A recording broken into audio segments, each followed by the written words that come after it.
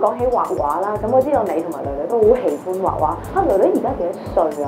佢今年2014年咧就15歲咯。嗯，係咯15歲，咦咁嚟今年年尾先，即係嚟緊嘅年尾先。係14、15歲咁樣左右，而家正值一個好活躍嘅青春期嘅時候。點解揀咗呢個時候回流翻嚟香港嘅都？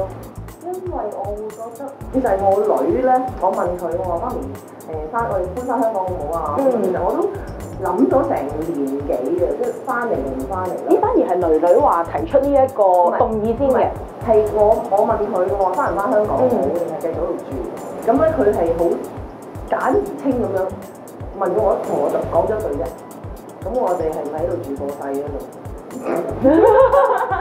咁深奧嘅呢句説話，咁佢應該係喺度永遠喺度住啦。咁佢真係問咗句咁嘅嘢問我咯。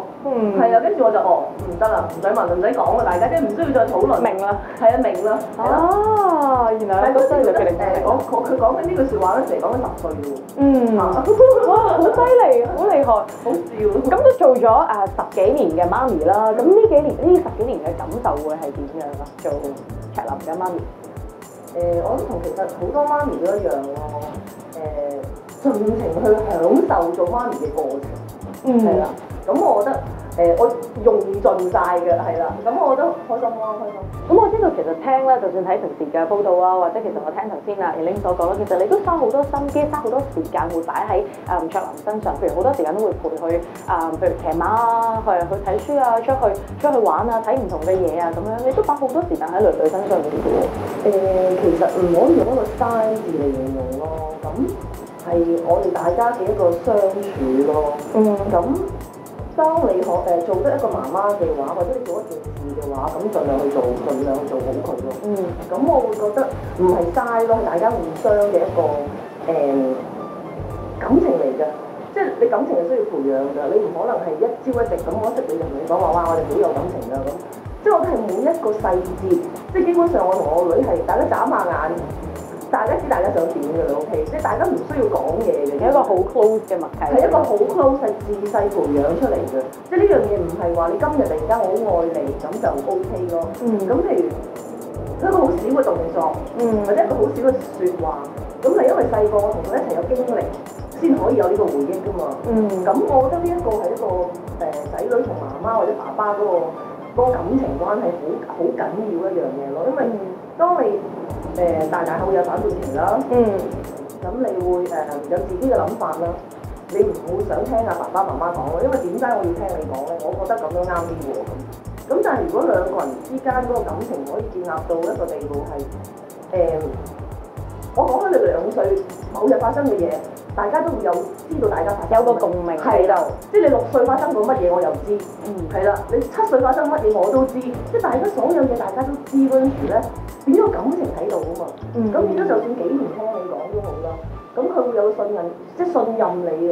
咁變咗當佢大個咗，起碼我會覺得有啲嘢當佢或者我行過嘅路佢唔識，或者佢覺得有啲嘢佢諗唔通嗰陣時。咁起碼我講你會聽下先啦。如果我同你冇感情嘅話，我同你講話你都唔會聽我㗎啦，係嘛？咁我覺得呢一樣嘢好緊要咯。即係溝通方面係即係大家真係雙方都要付出啲時間同埋心機落去嘅。即係你要令到小朋友係服你，係啦，唔係話去逼你做一啲嘢。咁我覺得呢一個過程你一定要需要時間去培養咯。咁喺你對女女嘅一個相處同埋一個教導當中，其實你會以一個點樣嘅方法去咧？會係一種好嚴厲、好 strict 嘅大家講好咗係咁就係咁樣㗎，定係會係一個點樣嘅相處模式咧？朋友咁我朋友係啊，即係平時搭晒膊頭咁樣嘅。係啊，即係搭晒膊頭乜都講咗我哋。咁對於女女，譬如有時候要求可能想買唔同類型嘅寵物，或者可能想去學啲乜嘢咁樣，咁嗰類嘅要求又會點樣去處理咧？當係一個朋友嘅 level 嘅時候，我會同佢分析咯。即係點解你買呢樣嘢翻嚟？即係我要令到你，我同佢嘅溝通方法係，我講嗰啲嘢要你自己去諗，諗完你要自己覺得服，唔係我逼你，叫你咁樣諗。我話聽嗱，咁條數係咪咁樣計先？你自己諗下係咪咁計？咁你自己計出嚟，你覺得係咪？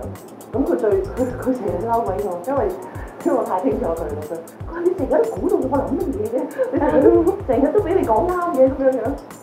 咁會唔會有試過其實係當佢諗完之後，我仍然都係想要咁做嘅，或者係我仍然都想要嗰樣嘢嘅，但係喺你嘅角度，你係會覺得唔好啦，唔好要啦。咁當時嗰種情況會係點樣處理咧？好少㗎。因為通常我哋大家都會真係佢會坐低去諗，係唔係應該咁做咯？咁佢亦都知道我講嘅嘢係為佢好咯。咁譬如你最近揾朋友喺即係啲網度買啲面腳，佢唔知腳乜嘢腳刺喺屋企，跟住我朋友我幫佢訂埋個面罩啊、燒焊嗰啲咧，嗰個彈到啊咁我同我朋友講，我話你幫我買埋，你幫我行過俾佢彈埋我。即係其實好似呢樣嘢，其實我係好唔贊成佢買翻嚟嘅。咁但係佢同我講咗成半年。咁我心諗，算啦，咁我即係覺得要盡量小心啲啦，係啦，咁都即係，即係唔係一個好原則性嘅嘢咧，算啦。咁但係譬如你話養寵物，咁當然有啲就一定唔得咯，即係譬如之前話養蛇啊。